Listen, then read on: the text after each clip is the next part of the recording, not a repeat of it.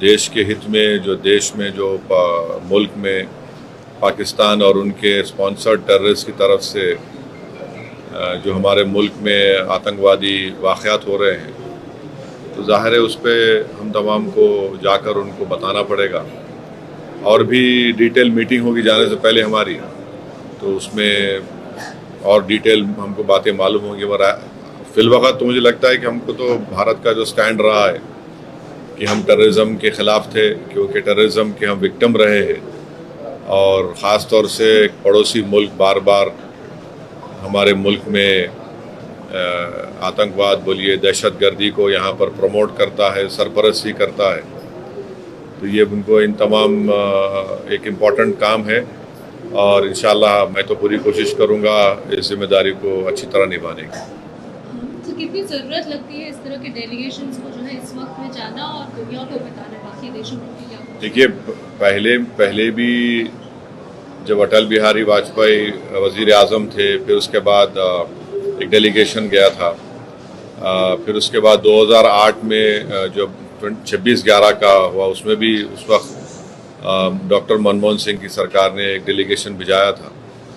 तो ये हमारी जिम्मेदारी है, हम पब्लिक के रिप्रेजेंटेटिव हैं, जनता ने हमको चुनकर भिजाया है। तो चुनकर सिर्फ यही नहीं भिजाया कि हम सिर्फ अपने कॉन्स्टिट्यूंसी के बारे में बात करें, बल्कि हम लोग भारत की आवाम को रिप्रेजेंट करते हैं। और आज भारत की आवाम बेचैन है, तकलीफ़ में है, और ख़ास तौर से बेचैन और तकलीफ़ में इसलिए है क्योंकि वक्तन फ़ौक़तन ये दहशतगर्दी के, आतंकवाद के वाक़यात होते हैं। और पहलगाम के बाद तो इस देश में बहुत ज़्यादा सब भारत के लोग यूनाइटेड हैं कि टेररिज्म को ख़त्म होना चाहिए। कि ये देखिए, हम लोग गवर्नमेंट ऑफ इंडिया, हमारी देश को रिप्रेजेंट कर रहे हैं।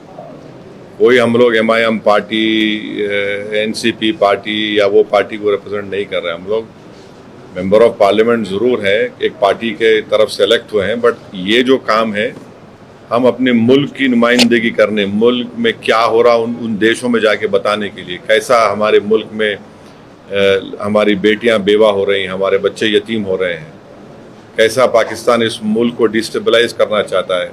और पूरी दुनिया को ये देखना है कि हमारी फिफ्थ और 4th लार्जेस्ट इकोनॉमी हमारी है। अगर यहाँ पर कोई एक नेबरिंग कंट्री जो खुद इनस्टेबल है, अगर यहाँ पर डिस्टेबलाइज होगा तो पूरे इंटरनेशनल लेवल पे इसका असर क्या पड़ने वाला है, ये समझना है ना, पूरे विश्व को समझना है। इंडिया कोई मामूली कंट्री तो नहीं है ना। अगर यहाँ पर कोई इस इंटेंशन से आ रहा है कि यहाँ पर कम्युनल राइट्स होंगे, यहाँ पर डिस्टेबलाइज करेंगे, यहाँ पर हम ये इंस्टॉलेशंस को करेंगे, कश्मीर में हमेशा हम लोगों को मारते रहेंगे। और हम ये हरगिज़ नहीं भूलना है कि 21 सिविलियन की मौत भी हुई है। पूंछ में छोटे 4 मासूम बच्चे मर गए, जिसमें ट्विंस बच्चे थे, भाई बहन, दोनों भाई बहन थे। उनके वालिद अभी भी ज़िंदगी की जंग लड़ रहे हैं। हमारे 5 आर्मी के लोग भी इसमें मारे गए, 21 सिविलियन मारे गए, कई घरों को नुकसान हुआ। तो ये सब बातें रखना है ना, दुनिया के सामने हम जाके रखेंगे, और इन कंट्रीज के सामने जाके रखेंगे। हम उनको बोलेंगे कि ये देखिए आप, ये ठीक है क्या, ये तो ऐसा हो नहीं सकता ना। और हमारे जितने भी हमारे कंट्रीज, हमारे तो अच्छे ताल्लुकात हैं उनसे, ट्रेड के ताल्लुकात अच्छे हैं। हम UK से अभी ट्रेड एग्रीमेंट करें, तो तमाम जाए, हम जितने MP जाएंगे, और जो भी भारत सरकार का पोजीशन और व्यू है उसको हम लोग बेहतर से बेहतर तरीके से रखने की कोशिश करेंगे। अफगान के साथ जो भी जिस तरीके, अफगानिस्तान के साथ जिस तरीके, बहुत अच्छा है। मैं तो शुरू से बोल रहा था आप लोग तनकीद करें मेरे पे। आप याद होगा तालिबान से बात करो, मैं बोला था आप लोगों को, पार्लियामेंट में बोला था मैं तो।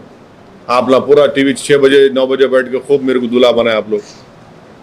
आप समझ में आप लोगों को अब इन्हें ज़रूरी है, तालिबान हमारे से दोस्त है। आज वहाँ जो ईरान में पोर्ट बना रहे, वो पोर्ट से सबसे बड़ा फ़ायदा हम पाकिस्तान को बाईपास करके अफगानिस्तान में जाएंगे।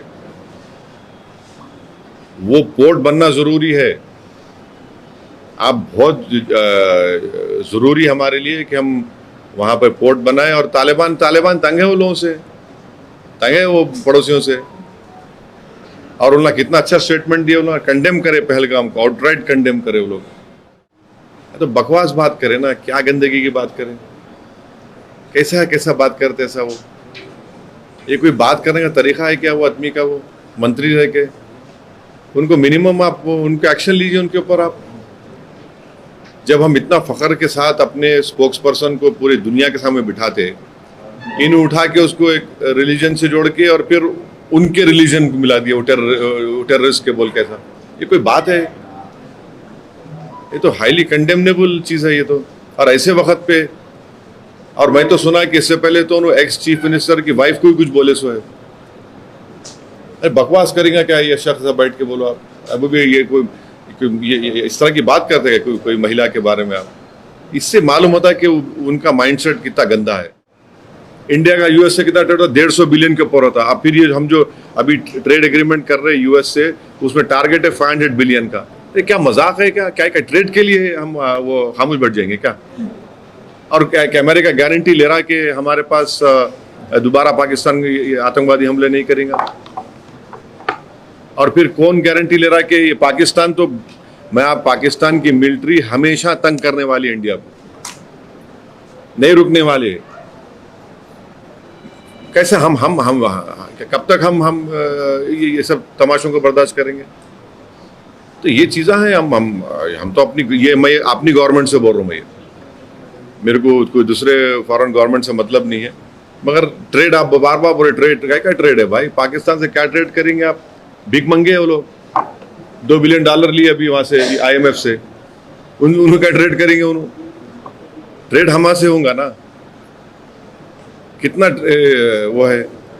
जब हम तो इतना ही यूएस से हम एक्सपेक्ट कर रहे हैं कि यूएसए TRF को फॉरेन टेररिस्ट ऑर्गेनाइजेशन घोषित करेगा।